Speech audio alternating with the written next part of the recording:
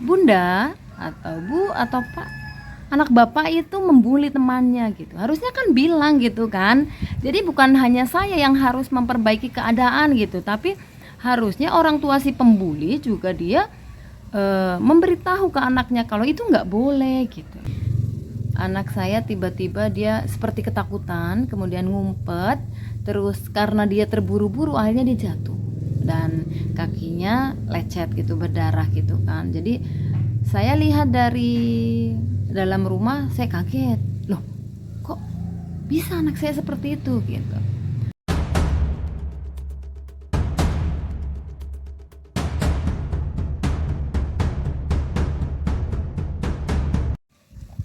Assalamualaikum warahmatullahi wabarakatuh. Ketemu lagi dengan saya di DP Lasari Channel.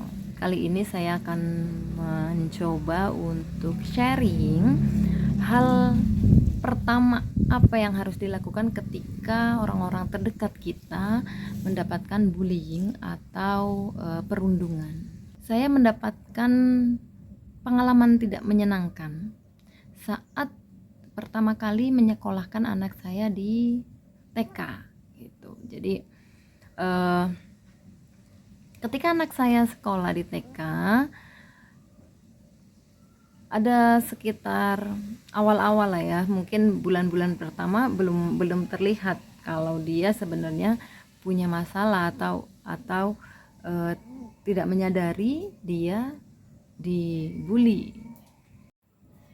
Pada saat di awal-awal, jadi anak saya kalau pulang itu biasanya kan kita tanya ya, gimana kabar hari ini, gimana sekolahnya, enak nggak mbak, gitu, enak nggak dek, gitu kan. Kemudian anak itu menjawab, senang, cuman beberapa anak itu nggak mau main sama mbak, seperti itu. Dan kita kadang-kadang hal seperti itu kan nggak menjadi hal yang terlalu penting ya. Jadi saya ya udah nggak apa-apa, kalau nggak mau ya nggak apa-apa, main nanti mbak kan bisa main dengan yang lain yang mau gitu. Kemudian setelah beberapa bulan, setiap pulang gitu memang nggak terlihat dia jadi apa sih namanya, terlihat murung, gelisah, atau bahkan yang parahnya kan kadang-kadang sampai anak kalau misalnya bulinya parah gitu, bulinya parah itu dia sampai mungkin mimpi buruk dan lain-lain. Itu anak saya sih enggak. Jadi saya pikir juga itu masih wajar gitu kan. Terus suatu saat hal yang membuat saya tersadar bahwa sebenarnya anak saya mendapatkan bullying secara verbal. Jadi menurut saya parah gitu. Karena jadi suatu saat anak saya itu kebetulan lagi main di depan rumah ya. Dia lagi main dengan adiknya gitu. Terus tiba-tiba ada satu anak lewat, dan anak itu kebetulan teman dia juga satu sekolahan gitu. Jadi satu kelas dengan dia lewat. Kemudian anak saya itu tiba-tiba dia ngumpet gitu loh. Jadi anak saya tiba-tiba dia seperti ketakutan, kemudian ngumpet, terus karena dia terburu-buru akhirnya dia jatuh dan kakinya lecet gitu, berdarah gitu kan. Jadi saya lihat dari dalam rumah, saya kaget, loh kok bisa anak saya seperti itu gitu.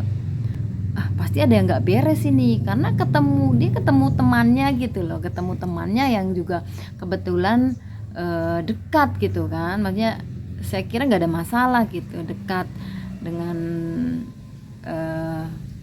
tetanggaan gitu, dan saya juga kenal orang tuanya gitu, dan saya merasa nggak ada masalah apa-apa gitu. Tapi kok anak saya kok seperti itu?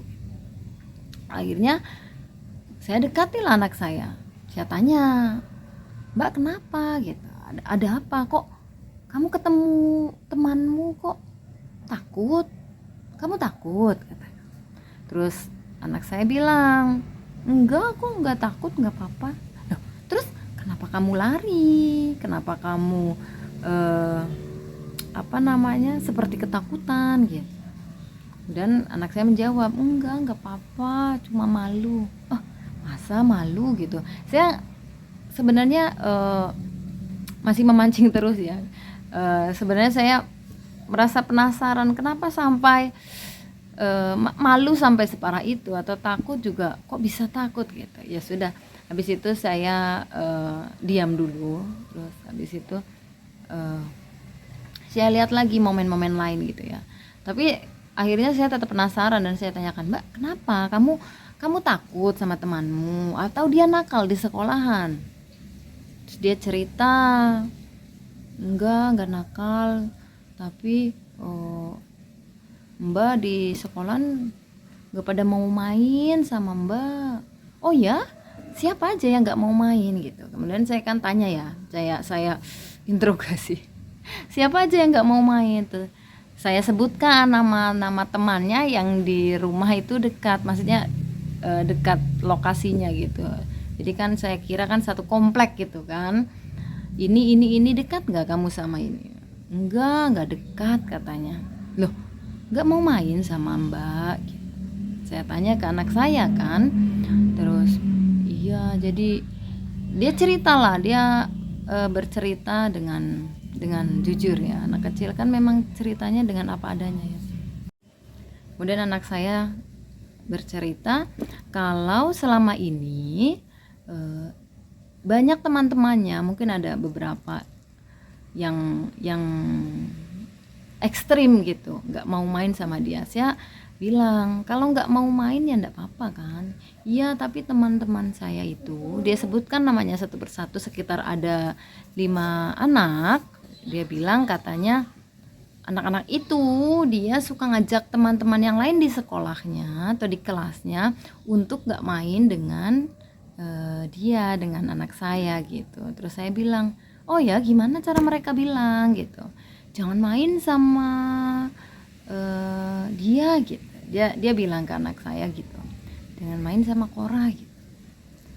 Terus habis itu, oh ya, terus bu guru gimana gitu, missnya gimana? Saya kan kebetulan di situ saya yakin pasti di bawah kontrol guru-gurunya gitu, karena kan TK itu satu kelasnya itu ada 13 anak dan gurunya itu ada 2 gitu. Jadi saya yakin mereka sering didampingi gitu kan. Cuma kebetulan guru-gurunya itu nggak ada yang cerita gitu sama saya. Jadi pas saya ungkit itu, saya tanyakan itu ke anak, dia bilang gitu, oh ya, oh nggak mau main ya. Jadi kalau misalnya Mbak cerita, nanti teman-teman Mbak bilang gitu, apaan sih kayak gitu aja diceritain, katanya gitu. Terus cerita, misalnya dia lagi cerita ada dekat dengan satu orang, nanti teman itu jangan mau main sama dia gitu, jangan mau main sama anak saya, katanya. Sebenarnya itu hal-hal yang kalau kita sebagai orang dewasa itu nggak masalah gitu, atau kita bisa pergi dan nggak peduli dengan itu. Tapi anak kecil kan tidak, apalagi setiap hari dia menghadapi seperti itu kan. Akhirnya yang terjadi adalah anak saya menjadi lebih dia kalau ketemu temannya, apalagi yang sering membulinya, dia akhirnya jadi takut dan dia tidak percaya diri seperti itu. Kemudian ketika saya cross check ke gurunya, katanya anak saya mendapatkan seperti ini, perlakuan seperti ini oleh teman-temannya gitu kan. Dan itu membuat saya shock gitu ya. Jadi gurunya bilang, oh iya Bunda, jadi memang teman-temannya suka ngajakin teman-teman yang lain gitu. Jadi ada beberapa anak memang selalu ngajakin anak-anak yang lain untuk tidak bermain dengan anak saya gitu. What? Jadi why gitu, kenapa nggak bilang gitu loh. Jadi saya berpikir bahwa guru itu memang sangat berperan di sini ya. Jadi ketika ada anak yang mendapat perlakuan, dan itu tahu itu kan bully gitu kan, itu kan perundungan gitu loh. Jadi ketika ada masalah sedikit saja, itu nggak cukup hanya dengan mengatakan ke anak-anak yang si pembuli, anak-anak pembuli itu bilang jangan, kamu nggak boleh seperti itu nggak cukup. Jadi guru itu tetap harus mengkonfirmasi apa yang terjadi terhadap anak didiknya kepada orang tuanya gitu. Jadi waktu itu saya juga oh ya gitu, saya juga saat itu mungkin lebih terkontrol ya. Kalau sekarang saya pikir lagi, karena saya pikir lagi ini sebenarnya nggak seharusnya seperti itu gitu loh. Kemudian oh ya terus Miss gimana gitu. Oh ya udah, saya bilang, Bunda, jadi nggak boleh kayak gitu, nggak boleh nakal sama itu. Terus kami juga melakukan kayak rolling tempat duduk dan lain-lain, dan itu memang berguna. Sekarang agak mendingan kok, jadi anak-anak masih mau berteman. Dan kebetulan Cora juga anak saya, maksudnya dia baik, jadi dia mau memaafkan ketika anak-anak lain pas nakal gitu. Ya saat itu saya berpikir oh masalah udah selesai gitu kan. Terus kemudian saya berpikir kalau sebenarnya nggak sesederhana itu gitu, karena pada akhirnya anak saya itu dia menurun gitu kemampuan akademisnya. Jadi tadinya memang saya pikir dia memang, menurut saya dia bisa menyimpulkan memakai logikanya untuk mengerjakan soal atau menghadapi permasalahan gitu. Tapi ketika akhirnya muncul kasus itu, anak itu menjadi lebih tidak percaya diri gitu. Jadi kalau ada apa-apa dia suka mending diam gitu, dan dia lebih pokoknya minder gitu lah. Kalau misalnya apalagi ketemu teman-temannya gitu, yang misalnya ada teman-temannya banyak main gitu, dia ayo Mbak main sana sama teman, dia enggak mau lah, di sini aja gitu. Jadi dia terlihat seperti takut gitu untuk bersosialisasi, dan itu membuat saya kecewa sebenarnya, karena tujuan saya menyekolahkan dia di TK adalah untuk bersosialisasi gitu kan. Jadi agar dia bisa mempelajari bagaimana sih sosialisasi dengan teman itu, bagaimana beradaptasi, kemudian cara berkomunikasi gitu. Tapi ternyata hal itu nggak didapatkan karena banyaknya kasus itu bullying gitu. Dan saya menjadi kecewa ketika pada akhirnya saya tahu gitu kalau yang diberi informasi tentang kasus ini gitu, anak saya, dalam hal ini adalah anak saya dibully gitu ya secara verbal. Mungkin nggak begitu parah menurut beberapa orang, tapi menurut saya itu parah gitu. Hanya saya gitu yang dikasih tahu ini anak Bunda itu memang banyak yang nggak suka katanya, memang ya gitulah. Mungkin karena memang kita nggak tahu ya kenapa anak-anak kadang-kadang nggak suka gitu. Tapi kalau gurunya bilang memang anak saya sebenarnya nggak bermasalah gitu, nggak nakal, nggak apa, tapi mungkin karena teman-temannya nggak suka aja gitu, kemudian dibully gitu. Terus waktu itu saya itulah salah juga saya waktu itu nggak bilang gitu ya ke gurunya. Harusnya kan gurunya itu nggak menginformasikan ke saya saja kalau anak saya sebagai korban bully, tapi dia harusnya, guru-guru itu harusnya juga mengatakan itu kepada ibunya si pembuli gitu, orang tuanya si pembuli gitu. Jadi jangan hanya kita yang dikasih informasi kalau anak Bunda itu dibully gitu. Terus gurunya sama sekali nggak bilang ke pembuli gitu, Bunda atau Bu atau Pak, anak bapak itu membuli temannya gitu. Harusnya kan bilang gitu kan. Jadi bukan hanya saya yang harus memperbaiki keadaan gitu, tapi harusnya orang tua si pembuli juga dia memberitahu ke anaknya kalau itu nggak boleh gitu. Jadi itu yang saya sesalkan sekarang adalah bahwa kadang-kadang kasus bully itu hanya kita yang hanya korban saja yang dituntut untuk bisa keluar dari permasalahan itu, tapi tidak dengan pembuli. Dia tidak dituntut untuk memperbaiki, tidak dituntut untuk memperbaiki kesalahannya, tidak dituntut untuk memperbaiki kerusakan yang sudah dia perbuat gitu. Itulah yang perlu menjadi pelajaran atau perlu menjadi teguran bagi siapapun yang berkompeten untuk bisa mengontrol itu ya. Kemudian apa yang dilakukan oleh saya ketika tahu anak saya mendapatkan bullying atau perundungan dari teman-temannya? Yang pertama kali saya lakukan adalah sounding.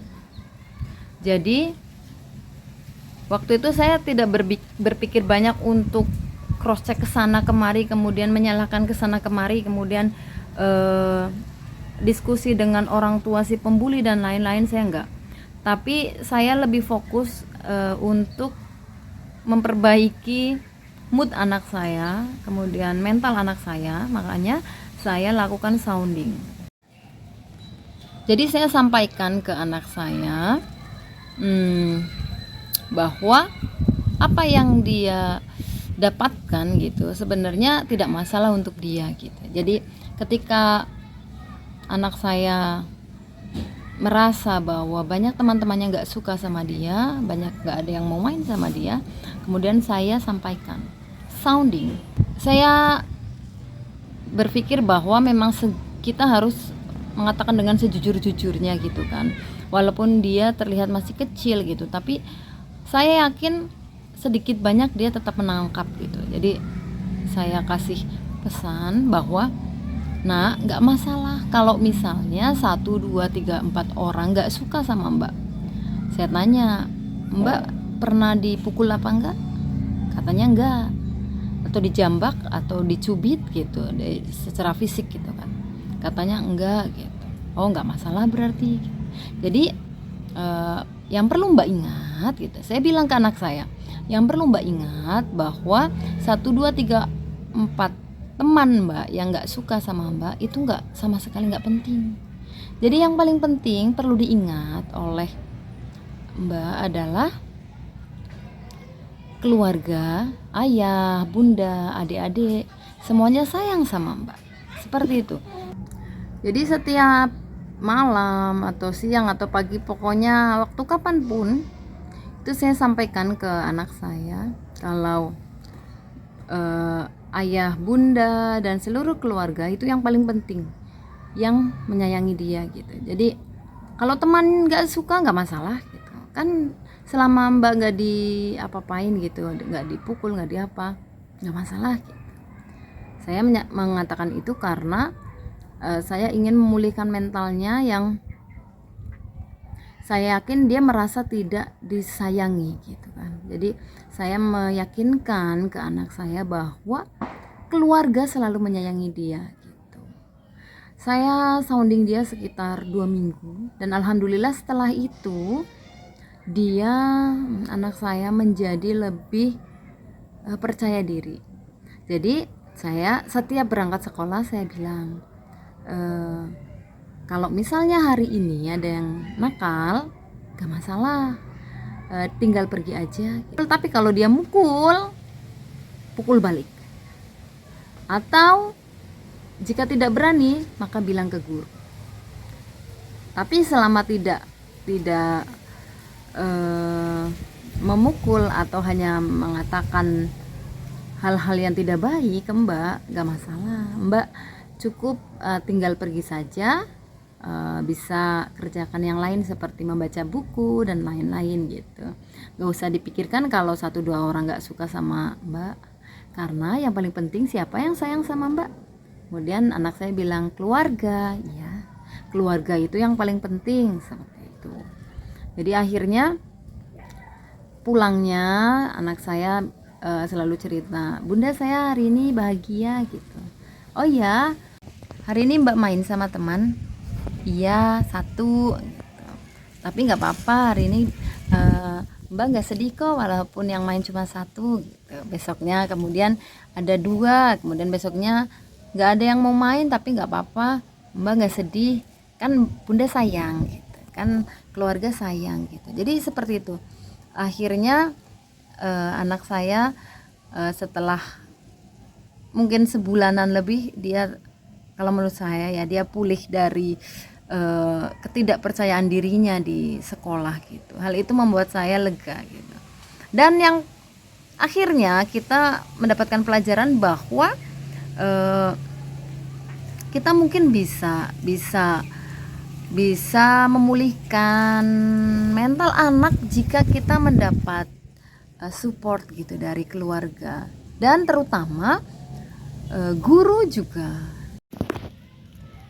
Jadi kepada siapapun di luar sana yang mendapatkan atau punya pengalaman seperti saya dan anak saya, jika ada anak-anak kita ternyata mendapatkan bulian secara verbal gitu, perundungan secara kata-kata gitu dan bukan fisik gitu, hal yang pertama dilakukan adalah sounding.